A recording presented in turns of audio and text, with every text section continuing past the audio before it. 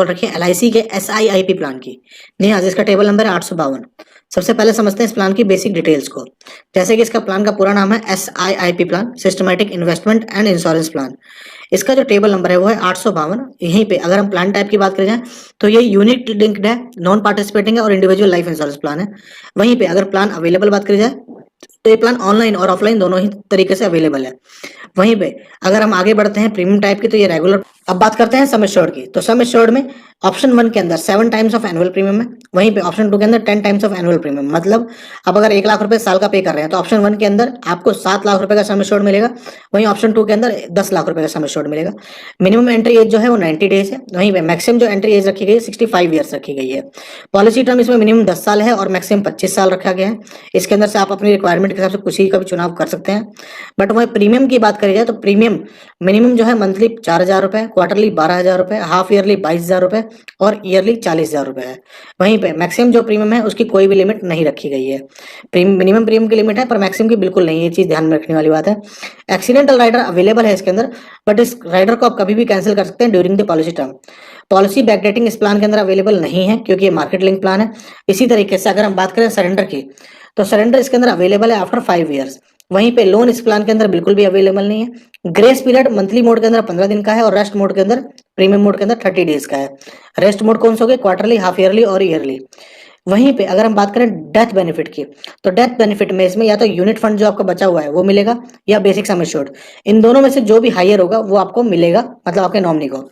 Income tax benefit की बात करी जाए तो ऑन प्रीमियम जो आप जमा कर रहे हैं उस पर रिबेट मिलती है अंडर 80C। वहीं पे अगर बात करें मैच्योरिटी की तो ऑप्शन 1 के अंदर तो टैक्सेबल है, बट ऑप्शन 2 के अंदर आपको टैक्स फ्री रहता है जो भी मैच्योरिटी आपको मिलने वाली है अंडर सेक्शन 1010D।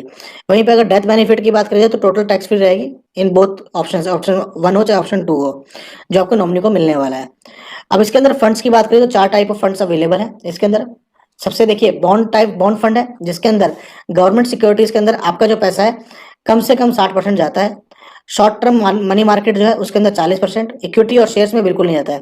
तो इसमें जो रिस्क होता है वो लो होता है। इसी तरीके से सिक्योर्ड फंड है उसके अंदर गवर्नमेंट सिक्योरिटीज के अंदर 45 to 85% आपका पैसा जाता है। शॉर्ट टर्म के अंदर जो है 40% के आसपास, इक्विटी शेयर्स के अंदर 15 से 55%, जिससे आपका रिस्क थोड़ा सा बढ़ जाता है, सेमी मीडियम आता है।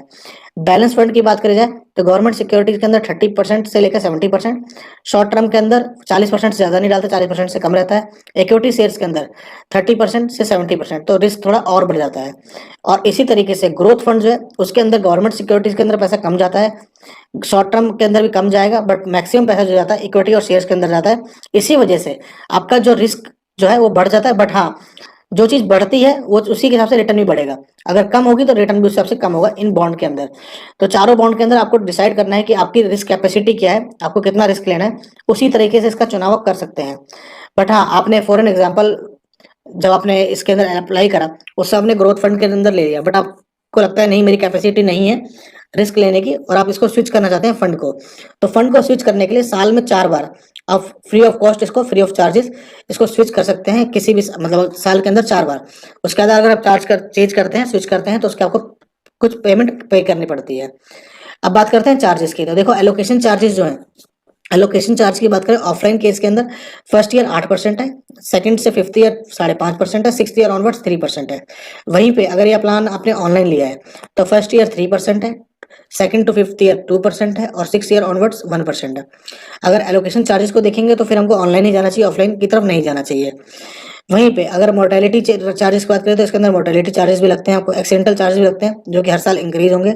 इसी तरीके से फंड मैनेजर चार्जेस जो है इंक्रीज होंगे एवरी ईयर। 1.35% पर एनम है ऑफ यूनिट फंड वैल्यू, जो कि पॉलिसी अगर आपकी चल रही है। और अगर बंद हो रखी है पॉलिसी तो 0.50% जो भी आपका यूनिट फंड वैल्यू है उसके हिसाब से पर एनम आपको ये चार्जेस एवरी ईयर देने होंगे। पॉलिसी एडमिशन चार्जेस जो है बिल्कुल नहीं लगेंगे आपके ऊपर, माफ होता है वो। पार्सल विड्रॉल के जो चार्जेस हैं वो फ्लैट 100 रुपीज है। पार्सल विड्रॉल कैसे कर सकते हैं इसको हम आगे समझ लेंगे।